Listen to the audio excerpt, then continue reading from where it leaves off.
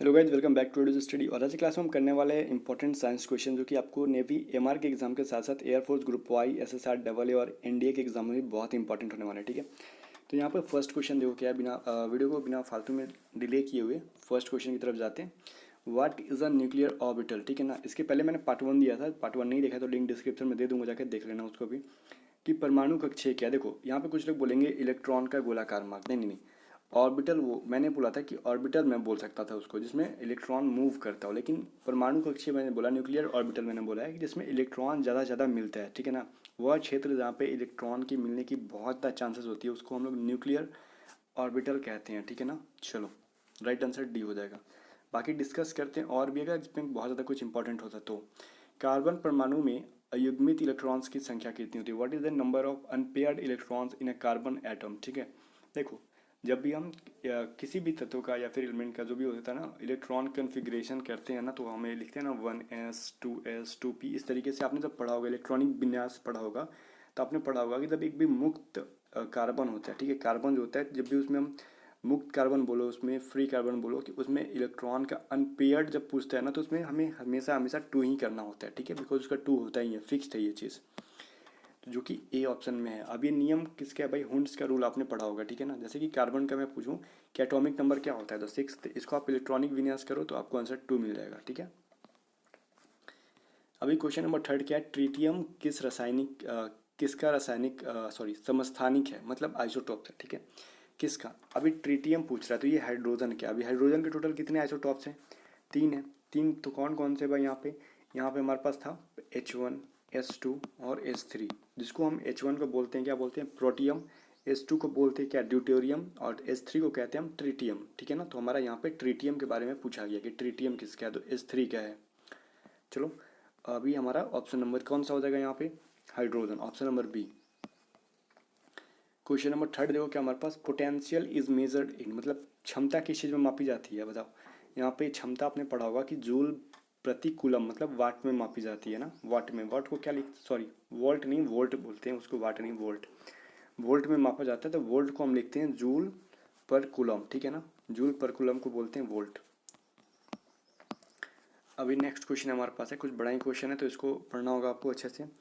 एक कागज़ के टुकड़े और एक क्रिकेट गेंद को जब समान ऊंचाई से फेंका जाता है, फाइनली आप समझ लो कि अगर हम एक कागज़ को और एक बॉल को अगर समान, मतलब कहीं से हम फेंक रहे हैं तो दोनों कब वो नीचे एक साथ पहुंचेंगे। तो ऐसे तो फ्री में हम लोग जैसे कि छत से जाके एक कागज़ को एक बॉल को फेंक दें तो जाहिर सी बात है पहले बॉल गिरेगा नीचे, बिकॉज बॉल का वेट जो होता है, मास जो होता है, ज़्यादा होता है अगर हम कंपेयर करें कागज़ से। तो उस टाइम कागज़ बहुत देर से गिरेगा और जब हम कब फेंकेंगे तो वो साथ साथ गिरेगा, ये क्वेश्चन पूछ रहे हैं। जब वहाँ पे कोई वैक्यूम हो, हवा ना हो, निर्वात हो, ठीक है, जहाँ पे कुछ भी ना हो, वैक्यूम मतलब समझ रहे हो ना, खाली खाली जगह हो, केमिस्ट्री में आपने पढ़ा होगा। तो जब वो कब गिरे भाई, शून्यांक में गिरे, उसी को हम वैक्यूम को ही बोलते हैं हिंदी में, शून्यांक में गिरे वहाँ पे। ठीक है, खाली चीज़ हो, कुछ भी हो ना, खाली का मतलब हवा तक भी ना हो। ठीक है ना, उसी को कहते हैं। तो उस टाइम साथ में गिरेगा, बिकॉज खाली में जब भी होगा तो वहाँ पे उसका द्रव्यमान क्या है और वेट क्या है उस पर कोई डिपेंड नहीं करता है। नेक्स्ट क्वेश्चन देखो, पृथ्वी की सतह से पलायन वेग, पलायन वेग क्या होता है बताओ। पलायन वेग आपने पढ़ा होगा कि पलायन वेग का वैल्यू कितना होता है, 11.2 किलोमीटर पर सेकेंड। ठीक है, मतलब एक सेकेंड में किसी चीज़ को 11.2 किलोमीटर स्पीड से अगर फेंका जाए हम लोग ऊपर की ओर तो लौट के कभी वो नीचे नहीं आता है, उसी को हम पलायन वेग कहते हैं। वो जाके स्पेस में तैरने लगेगा। ठीक है ना, उसी को कहते हैं। तो पृथ्वी की सतह पर प्लान वेग किस चीज़ पर निर्भर नहीं करता है, तो ये किसी भी पिंड का या फिर बॉडी का जो है मास पर डिपेंड नहीं करता है, वो कितना केजी का है, कितना भी केजी का हो उसको अगर हम उसकी इस स्पीड से 11.2 किलोमीटर पर सेकेंड की स्पीड से हम फेंक दें उसको तो वो फिर दोबारा आएगा नहीं। ठीक है, तो ये डिपेंड करता है पृथ्वी के द्रव्यमान पर और हमारा जी का वैल्यू क्या है हमारा, ठीक है, पृथ्वी की रेडियस क्या है, इन सब पे हमारा तो हमारा निर्भर करता है। बट इस पे नहीं कि वो, जैसे कि हमने रामायण देखा होगा तो आपने बलि नाम का एक उनमें कैरेक्टर है बलि, तो वो किसी भी चीज़ को अगर जोर से आसमान में फेंक देते तो वो फिर लौट की ज़मीन पे नहीं आता था, उनका स्पीड होता था 11.2 किलोमीटर पर सेकेंड। ठीक है, अब इसको देखो, प्लान वेग को क्या इंग्लिश में कहता है भाई, इसका वेलोसिटी, तो ये पूछ देता है कि इसका वेलोसिटी का वैल्यू क्या है, तो 11.2 किलोमीटर पर सेकेंड, इसको याद करके रखना। ठीक है, अभी पूछा गया था sonar is based on the principle of, sonar किस सिद्धांत पर काम करता है। देखो सोनार पहले भी इस पे हमने बात किया था, सोनार का क्या यूज़ करते हैं भाई, पानी के अंदर का जो जहाज़ है या फिर पानी के अंदर किसी भी चीज़ की पता कर स्थिति क्या है, पोजीशन क्या है, या फिर वो कितनी दूरी पर है और क्या है वो, उसकी आकृति कैसी, ये सभी चीज़ें पता करने के लिए, या फिर कोई चीज़ खो गई है कहाँ पर है उसको पता करने के लिए सोनार का यूज़ करते हैं। तो सोनार का कभी कभी हमें फुल फॉर्म पूछा जाता है, तो इसका होता है साउंड नेविगेशन एंड रैंगिंग। ठीक है, साउंड नेविगेशन, नेविगेशन का मतलब क्या होता है बताओ? किसी चीज़ की स्थिति का पता करना। ठीक है, नेविगेट करना उसको। ठीक है ना, तो इसका फुल फॉर्म तो आपको याद हो गया होगा, साउंड नेविगेशन एंड रैंगिंग। ठीक है ना, तो ये किस चीज़ पे, सिद्धांत पे काम करता है? तो ये इको पे। इको पे क्यों काम करता है? देखो, ये मैंने बोला साउंड नेविगेशन, ये आवाज़ से काम करता है। जैसे मान लो हमारा इको ऐसे ऐसे जाएगा, मतलब साउंड का वेव जो है उसका इस तरीके से जाएगा, तरंग उसका। तो मान लो कि हमारा ये शिप है, ठीक है, और इसके नीचे कोई चीज़, हमारा मान लो हीरा गिरा हुआ है, तो हमें पता करना है कि ये कितनी दूरी पे है। तो उसका वेव जाएगा और ये वेव ऐसे ऐसे जाएगा और रिटर्न होके वो कितना टाइम के अंदर चला जाता है, उसके अकॉर्डिंग ये चीज़ पता चल जाता है। ठीक है, और सोनार भी हम दो तरीके से यूज़ करते हैं, एक्टिव सोनार और पैसिव सोनार। ठीक है, इन सबको नेवी में यूज़ करते हैं। जब आप नेवी ज्वाइन कर लोगे तो सब कुछ पता चल जाएगा आपको। ठीक है, sound waves in air, sound waves in air are dash waves. ठीक है, पूछ रहा है कि हवा में ध्वनि तरंगें जो होती है वो कैसी होती है। तो अभी जस्ट मैंने बताया ये इस तरीके से जाती हैं। अभी मान लो ध्वनि तरंगे हवा में, मैंने तो वाटर में बताया, तो वाटर में तो चारों तरफ से जा सकती हैं। जैसा भी कोई चीज़ हो, मतलब कि हमें सिर्फ मेरा ऊपर है और हमें पता नीचे का करना, तो साउंड को हम सीधे तरीके से भेजेंगे। ठीक है, देखो हवा में से पूछ रहा है तो ध्वनि तरंग पूछे या फिर प्रकाश तरंग पूछे, लाइट का वेव पूछे, ये दोनों के दोनों जो है ना लॉन्गिट्यूडिनल काम करते हैं, मतलब अनुदैर्ध्य काम करते हैं। जैसे लाइट जो सीधा जाता है तो इसका तरंग ऐसे ऐसे जाएगा। ठीक है, अब मान लो कि अगर ये चीज़ ऐसे ऐसे ना जाके ऊपर की ओर चला जाए, तो हम टॉर्च जलाते हैं अगर ऐसा, तो उसका लाइट ऊपर चला जाएगा ना कि सामने नहीं जाएगा। अगर हम किसी से खड़ा होकर कुछ भी बोलते हैं तो उसका हमारा जो इस व्यक्ति के कान तक बात ना पहुंच के वो ऊपर चला जाएगा। ठीक है ना, वो अनुदैर्ध्य काम ना करे तो। अभी देखो ये क्वेश्चन पूछ रहा है, बायो से क्वेश्चन है हमारा। पौधे मिट्टी से घुलित नाइट्रोजन को अवशोषित करते हैं, और ज़्यादातर दलहनी पौधे जो होते हैं, जैसे दाल उत्पन्न होता है, जैसे अरहर की दालें और भी चना की दालें, जो भी होती सब चीज़ें हैं, वो क्या करते हैं, पौधों से मिट्टी से नाइट्रोजन को क्या करते हैं, ऑब्जर्व करते हैं, और उसको किस चीज़ में परिवर्तित करते हैं, तो फ्री नाइट्रोजन में उसको क्या करते हैं भाई, चेंज कर देते हैं। ठीक है ना, कन्वर्ट कर देते हैं। अभी नेक्स्ट क्वेश्चन हमारे पास क्या है, देखो ये हमारा है क्वेश्चन नंबर 10 है। निम्नलिखित में से कौन सा गैस आसानी से रक्त में हीमोग्लोबिन के साथ जुड़ती है, मतलब कौन सा इजीली हीमोग्लोबिन में मिल जाती है? तो वो कार्बन मोनोऑक्साइड है। ठीक है ना, इस चीज़ को याद रखना। तो इसीलिए कभी कभार हम लोग बोलते हैं ना कि देखो कार्बन मोनोऑक्साइड इतना जल्दी हमारा हीमोग्लोबिन में मिल जाता है कि हमारे लिए कभी कभी घातक हो जाता है। जब भी हम अंगीठी, मतलब कहीं आग वगैरह जल रहा है, तो उस टाइम जो धुआं निकल रहा है तो वो ज़्यादा आपको प्रॉब्लम नहीं करेगा। ठीक है, लेकिन उसके बाद जो आग खत्म हो जाने के बाद जो उसमें से धुआं निकलता है वो जनरली आपके लिए बहुत खतरनाक होता है, बिकॉज उसमें से आपको कार्बन मोनोऑक्साइड निकलता है। अगर आप उसके आसपास रहे तो आपके ब्लड में जाके इजीली हीमोग्लोबिन के साथ मिल जाता है। ठीक है ना, अभी देखो फिर नेक्स्ट क्वेश्चन क्या है हमारे पास, ये देखो भारतीय गाय के दूध में कैरोटीन होता है। ठीक है, तो कैरोटीन कैसा होता है? तो कैरोटीन पीला रंग का होता है। ठीक है, कैरोटीन कैसा होता है? पीला रंग का। अगर ये गहरा पीला होता है तो मिल्क का कलर वाइट ना होके येलो हो जाता है, लेकिन ये हल्का पीला होता है, या फिर पीला बोल सकते हो। ठीक है, कैरोटीन होता है जो कि दूध में पाया जाता है, गाय के दूध में। कोशिका विभाजन की प्रक्रिया के लिए कौन जिम्मेदार है? ठीक है, कोशिका विभाजन, सेल डिवीजन। देखो अगर कोशिका डिवीजन के लिए हमें, अगर हम इसको विखंडन को कुछ लोग बोल देते हैं कि विखंडित होता है हमारा सेल, इंसान का सेल अगर विखंडित होता है तो हमारा हाथ जो है ना कट कट के अलग हो जाता है। ठीक है, बिकॉज जब बच्चा जो होता है उसका हाथ बढ़ता है तो सेल डिवीजन होना मतलब फीजन होना मतलब टूट के अलग हो जाएगा, तो उसका हाथ तो टूट के अलग हो जाएगा, बनेगा ही नहीं।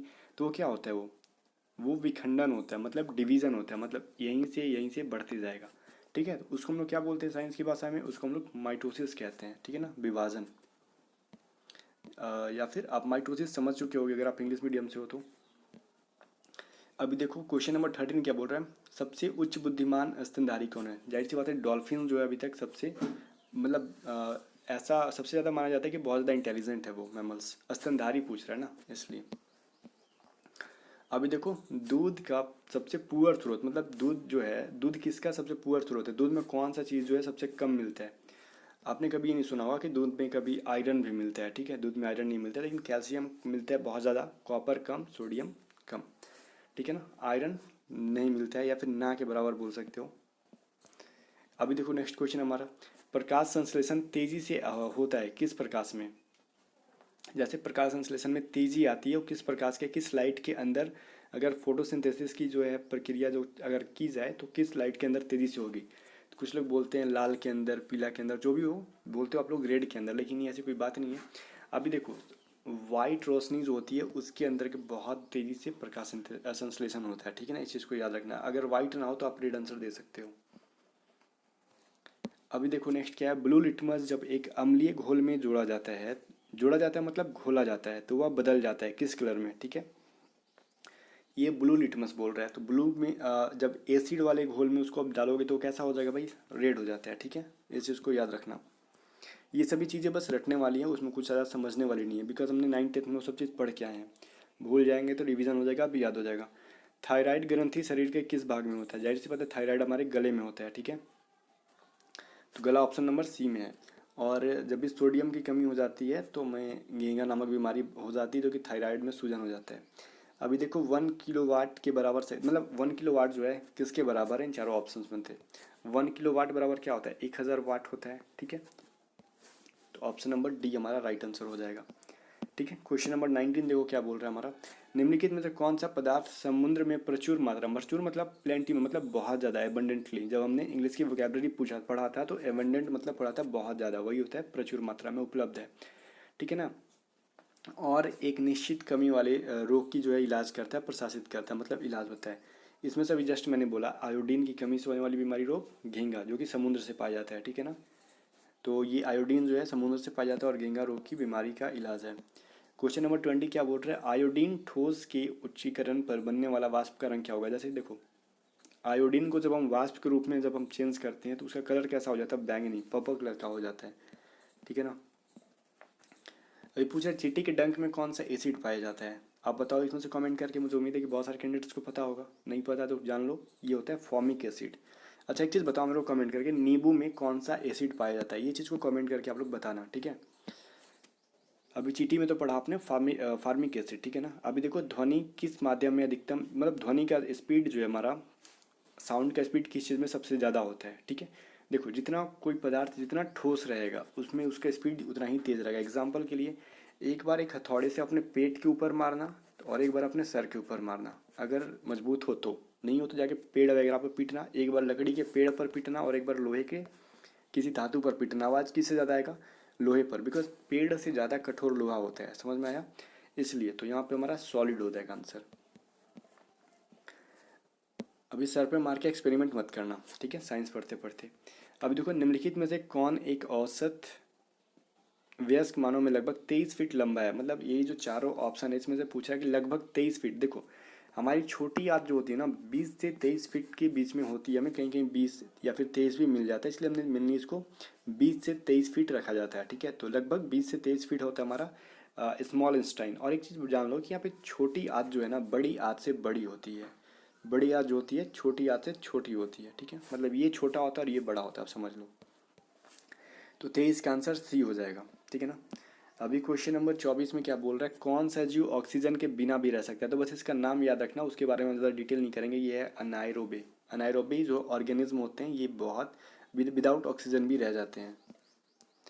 अभी आवर्त सारणी में पहला तत्व कौन है, यहाँ पे बहुत सारे कैंडिडेट्स, मैं 100% बोल रहा हूँ, यहाँ पे लगभग 80% कैंडिडेट्स बोल रहा है ना, 100% में 80% कैंडिडेट्स जो हैं गलत आंसर करेंगे बिकॉज ये बहुत ज़्यादा इजी क्वेश्चन है, तो इजी क्वेश्चन देकर ही ज़्यादातर गलत आंसर मिलते हैं। ये हाइड्रोजन है, ठीक है, यहाँ पे कुछ लोग हीलियम करने वाले हैं मुझे पता है, लेकिन हाइड्रोजन जो है हमारी आवर्त सारणी में, ठीक है, पीरियोडिक टेबल में फर्स्ट नंबर पे एलिमेंट आता है, ठीक है, तत्व। तो मिलते हैं नेक्स्ट वीक के साथ, तब तक के लिए गुड बाय। अगर पार्ट 1 नहीं देखा तो देख लो, और हाँ टेलीग्राम पे PDF को डाउनलोड करके यही आपका आंसर किस तरीके से मिलेगा 1D 2A, लेकिन इसका फाइनली सोल्यूशन आपको वीडियो देखने के बाद ही मिलेगा। मिलते हैं नेक्स्ट वीक के साथ, वीडियो पसंद है तो लाइक करना, चैनल को सब्सक्राइब करके घंटी का निशान है उस पर भी दबा लेना, ठीक है, चलो।